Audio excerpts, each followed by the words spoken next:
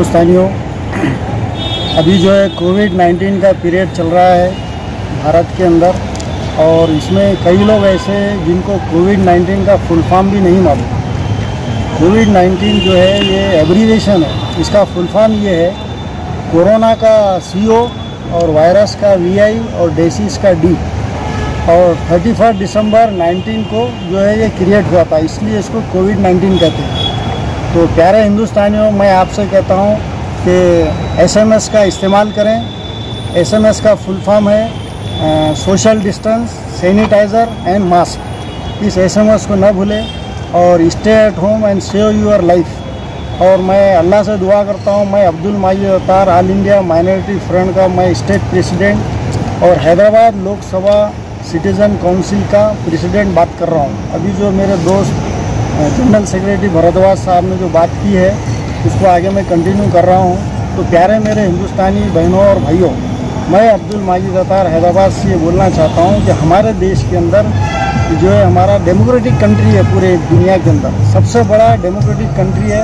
हमारी जो डेमोक्रेसी है by the people, of the people, for the people है।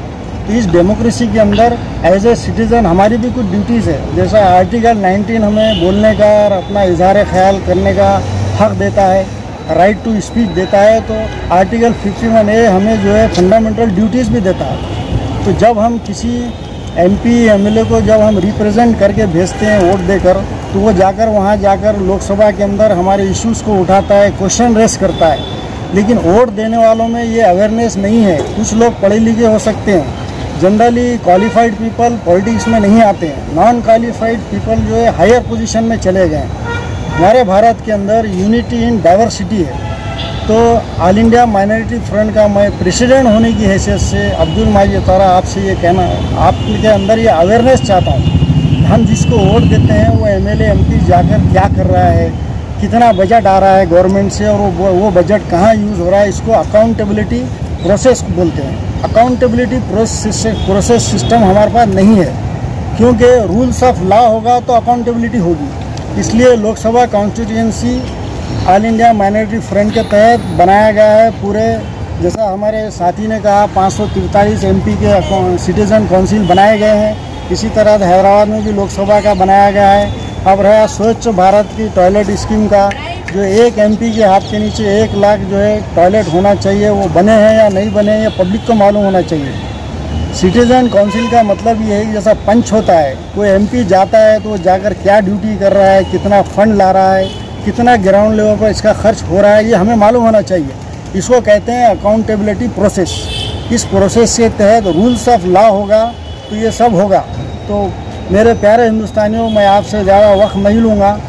Lok Sabha citizen council of Hyderabad, जैसा कि पूरे भारत के अंदर 543 लोकसभा सिटीज़न काउंसिल हम बना रहे हैं, अभी इनिशिएटिव पीरियड के अंदर है, फॉर्मेटिव पीरियड में है। जब ये टोटल हो जाएंगे इंशाअल्लाह, तो हम सब मिलकर, पूरे हिंदुस्तानी मिलकर एकजुट होकर काम करेंगे, क्योंकि हमारे भारत में यूनिटी इन डाइवर्सिटी है। कॉन्स्टिट्यूशन ऑफ इंडिया में आर्टिकल 19D के तहत मैं आपको बात कर रहा हूँ।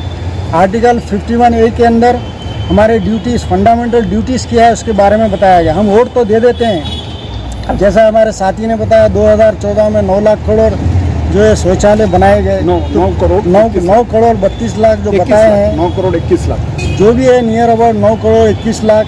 तो कितने MPs के लोकसभा हल्के में और कॉन्स्टिट्यूशन में कितने जो है टॉयलेट बने नहीं बने, ये कोई इसका करेक्ट रिपोर्ट नहीं है।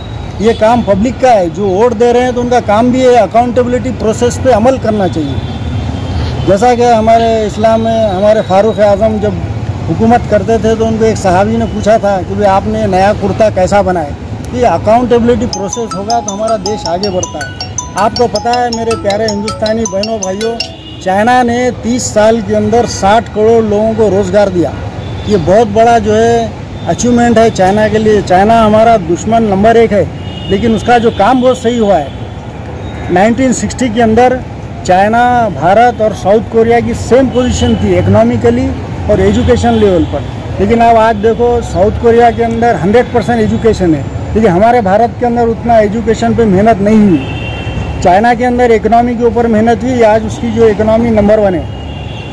साउथ कोरिया में 100% एजुकेशन है, जैसा कि भारत के अंदर केरला में 100% एजुकेशन है।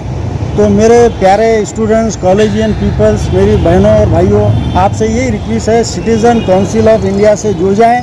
हम पूरे भारत में कायम करना चाह रहे हैं। जैसा Lok Sabha citizen council of Hyderabad है मिसाल के तौर पर, इसी तरह से पूरे भारत में कायम है और अकाउंटेबिलिटी प्रोसेस को शुरू किया जाएगा, ताकि गवर्नमेंट कितना बजट निकाल रही है, कहाँ खर्च हो रहा है, कितना खर्च हो रहा है, खर्च नहीं हुआ तो क्या हुआ, क्यों, इसके अंदर करप्शन का इन्वॉल्वमेंट है। एलिट पर्सन जो करप्शन करते हैं, एलिट करप्शन जो बड़े बड़े लोग जैसा विजय माल्या है, खोस्की जो है, इस तरह से ये करप्शन हमारे देश में हो रहा है। क्योंकि पब्लिक वोट तो दे देती है, लेकिन उसके बाद पूछती नहीं है कि भाई कितना करप्शन हो रहा है, कहाँ हो रहा है, क्यों नहीं हो रहा है। अकाउंटेबिलिटी प्रोसेस हम शुरू करना चाहते हैं। तो मैं all India minority front Telangana president की हैसियत से मैं आपका ज़्यादा वक्त नहीं लूँगा, और ये मीडिया के थ्रू मैं शुक्रिया अदा करता हूँ इन मीडिया वालों का जो हमें कोऑपरेट कर रहे हैं, क्योंकि ये भी हमारे भारत के सिटीज़न हैं। जितने भी डिपार्टमेंट के लोग हैं उनमें अवेयरनेस आना चाहिए, इसलिए से थोड़ा सा मैं लेक्चर दे रहा हूँ।